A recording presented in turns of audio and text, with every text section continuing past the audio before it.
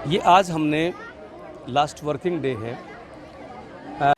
विभाग की तरफ से हर वर्ष जो है जून का महीना है वो छुट्टियों में गुजरता है, 1 महीना पूरा।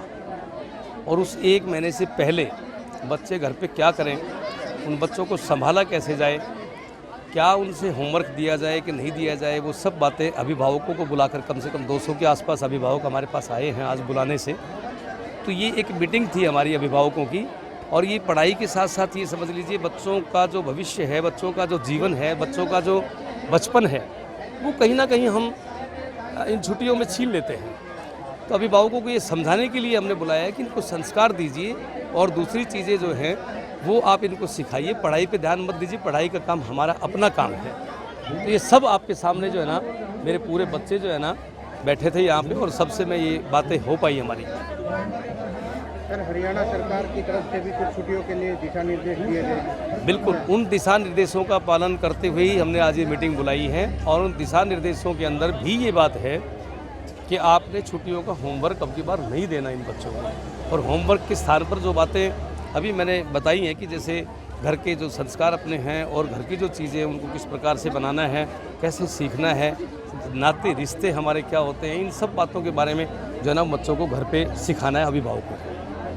देखिए, प्राइवेट स्कूल्स जो हैं वो अपने लेवल पे काम कर रही हैं और सरकारी स्कूल्स जो हैं ये अपने लेवल पे काम कर रहे हैं, सरकार के लेवल पे काम कर रहे हैं। इसमें विशेष बात जो मैं आपको बताऊंगा, ये जो सीबीएसई पैटर्न पिछली बार 2020 में 119 स्कूलों में जो है ना लागू हुआ और 119 स्कूलों में जब ये लागू किया गया तो टीचर्स जो थे वो ट्रेंड टीचर्स इसमें होने चाहिए सीबीएसई पैटर्न के लिए। तो उनका एक सेंटर टेस्ट हुआ करता है। सेंटर टेस्ट को देकर के उस सेंटर टेस्ट को क्वालिफाई करने के बाद ही वो टीचर्स यहाँ जो है ना अपॉइंट हो सकते हैं और दूसरी जगह स्कूलों में जाना चाहे तो वो जा सकते हैं। लेकिन यहाँ इस मॉडल स्कूलों में जो बच्चा आएगा, जो टीचर आएगा, तो वो सेंटा के माध्यम से आएगा। ये इसमें सबसे बड़ी खास बात है। तो मैं उसमें ये कहना चाहूँगा, आपको ये बताना चाहूँगा कि मतलब टीचर्स जो है they are intelligent in their subject, they are intelligent in their subject. Private संस्थाएं जो काम कर रही हैं वो भी एक शिक्षा की अलग जगह रही हैं, उसमें भी एक अच्छी बात है।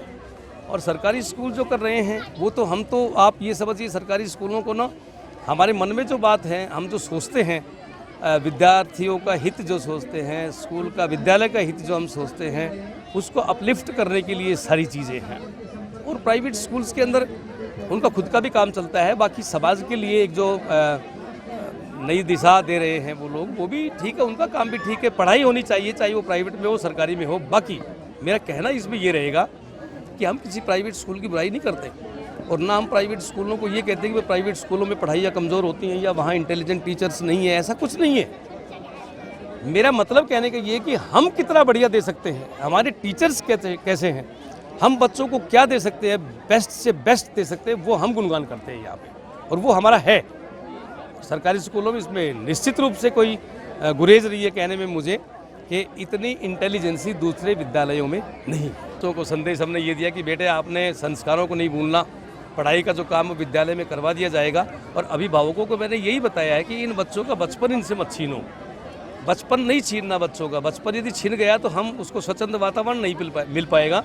और जो जिस कुव्वत से, जिस तरीके से, जिस और डायनेस्टी से वो काम करना चाहेंगे बच्चे, तो आपके डर के दबाव के आगे वो काम नहीं कर पाएंगे, उनकी प्रतिभा निखर के सामने नहीं आ पाएगी।